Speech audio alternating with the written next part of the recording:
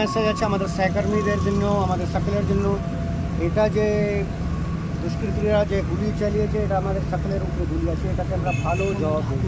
We are trained like that. Normally আমরা যে normal লোকজন আছে ওদের আমরা সিকিউরিটি প্রোভাইড করি, আমরা ওদের জন্য সুরক্ষা প্রদান করি।